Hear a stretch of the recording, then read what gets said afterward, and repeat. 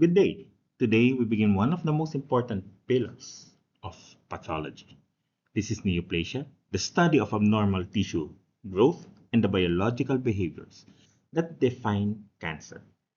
So it sets on the foundation for understanding how tumors originate, how they evolve at the cellular and molecular levels, and how these changes translate into clinical diseases.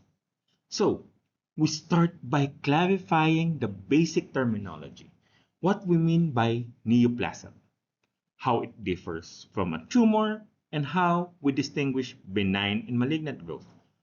These definitions are not just vocabulary, they shape how we think about prognosis, management, and patient outcomes. From there, we move into the biology of tumor growth. So we will explore how cancer cells acquire the ability to proliferate uncontrollably, evade normal growth signals, resist cell death, and eventually invade surrounding tissue. This naturally leads us into the molecular basis of cancer, where we examine key genetic players. Number one, oncogenes that drives proliferation. Number two, tumor suppressor genes that normally restrain growth. The genes regulating apoptosis, DNA repair genes. Number three, that maintains genomic integrity. So, understanding this pathway helps explain why cancer behaves the way it does and why certain therapy work or fail. We will also discuss carcinogenesis, the process by which normal cells transform into cancer cells. This includes exposure to chemical carcinogens, radiation, and microbial agents such as HPV, EBV, and HBV. Each of these agents contributes to cancer development through distinct mechanisms, and recognizing this pattern is essential for both prevention and diagnosis. As tumor progress, they acquire new capabilities, invading tissues, entering the bloodstream or lymphatics, and establishing metastasis. We will examine the major metastatic pathway and how they correlate with clinical presentation. And finally, we will look at host tumor interaction, including immune responses and paraneoplastic syndrome, which often provides early clues to an underlying malignancy. So by the end of this presentation, we would appreciate not only how tumor arise and spread, but also why these processes matter clinically. This foundation will support everything we discuss later in systemic pathology and when you go to clinical medicine. So, this is my contents, and these are my learning objective. Let's begin.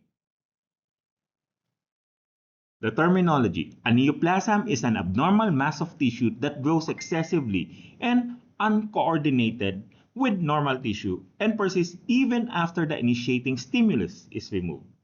A tumor is often used interchangeably, but technically refers to any swelling. Though in modern usage, it usually means neoplasm.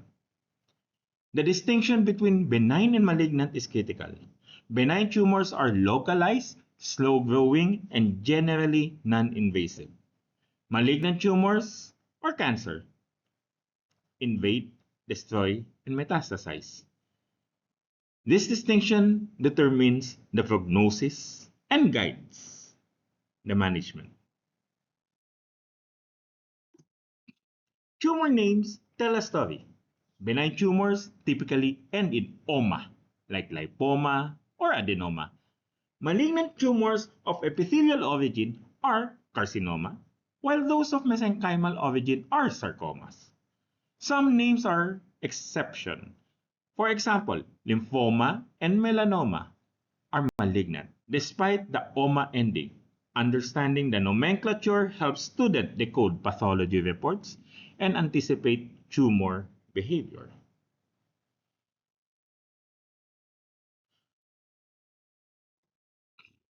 So, tumor growth is governed by several biological principles.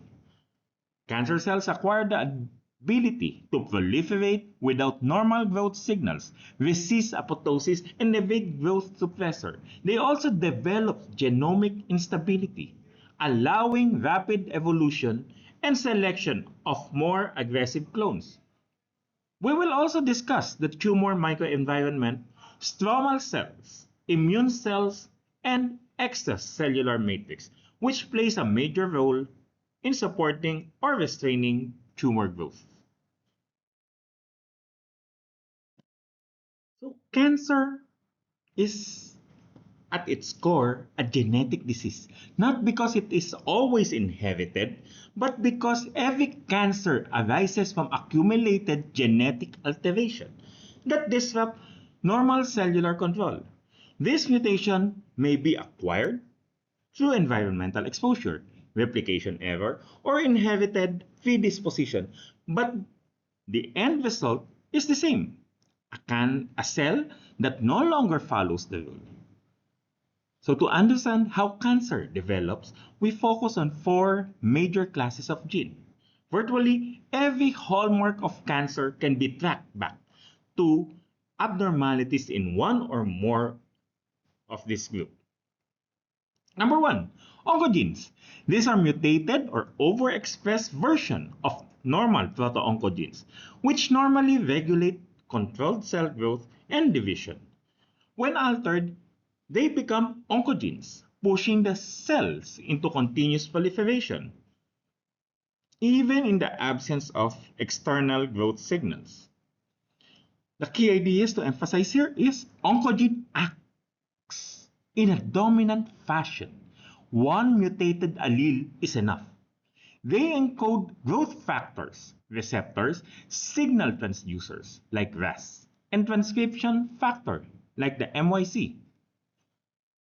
Their activation is like a stuck accelerator pedal.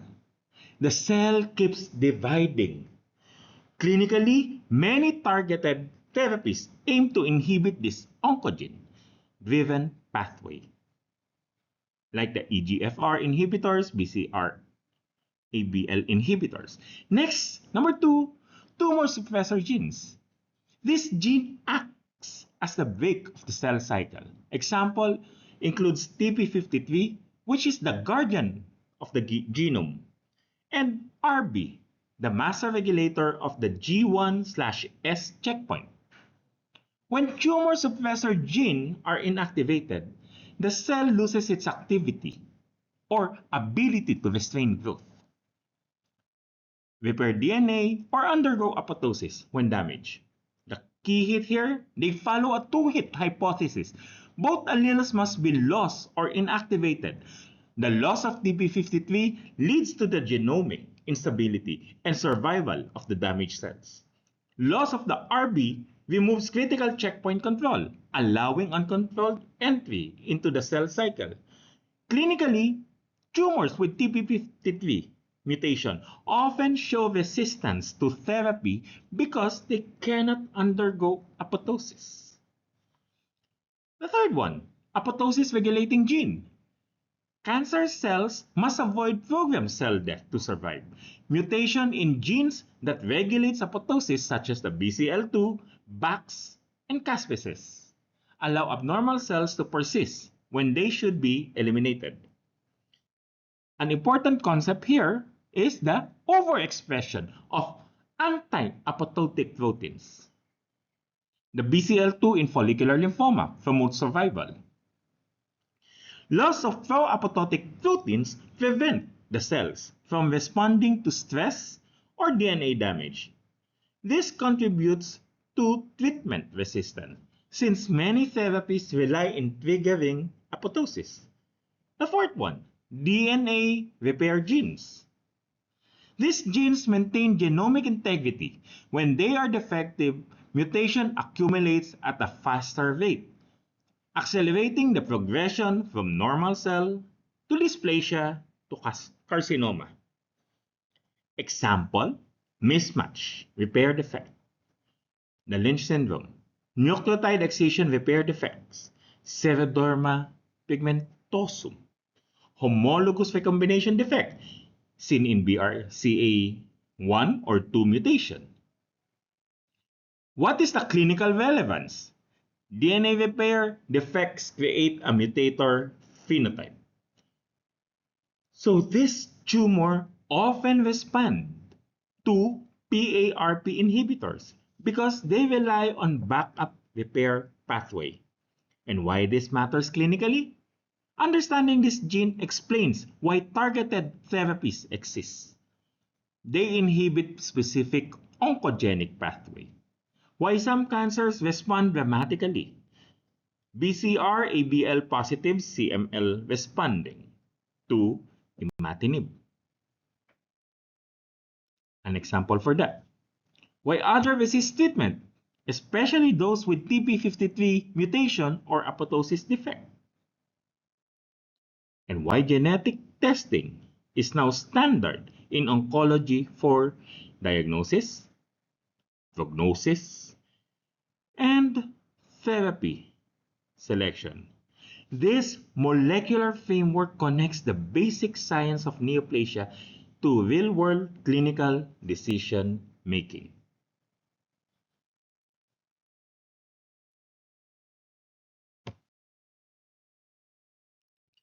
Carcinogenesis is a multi-step process. We explore three major categories.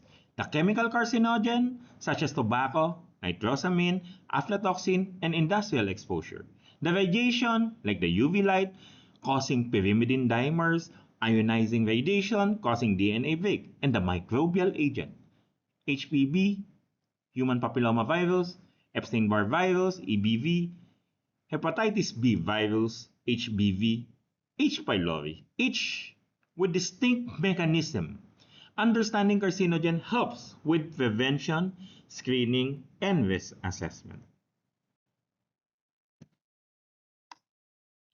Tumor progression describes how cancer becomes more aggressive over time. They acquire capabilities like invasion, angiogenesis, and eventually metastasis. So we discussed the major metastatic pathway. Number one, lymphatic spread. This is more common in carcinoma. Next, hematogenous spread, common in sarcoma. Seeding of body cavities, seen in ovarian carcinoma. Metastasis is the primary cause of cancer mortality, making this section clinically crucial. So, the body responds to tumors in multiple ways. The immune system may attempt to eliminate cancer cells through tumors often develop immune evasion strategies. We also discussed paraneoplastic syndrome, systemic effects not directly caused by tumor mass. Example include hypercalcemia from PTHRP, Cushing syndrome from ectopic ACTH, neurologic syndrome for immune cross-reactivity, and this syndrome often provides early diagnostic clues and may be more dangerous than the tumor itself.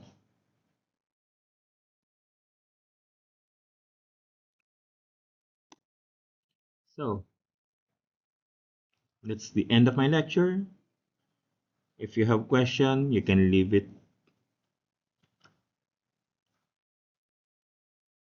If there's any question. So, this is not who I am underneath, but what I do defines me. Even cancer. This is not what really they are, but it defines what they are. And these are my references. Thank you and see you in the next lecture.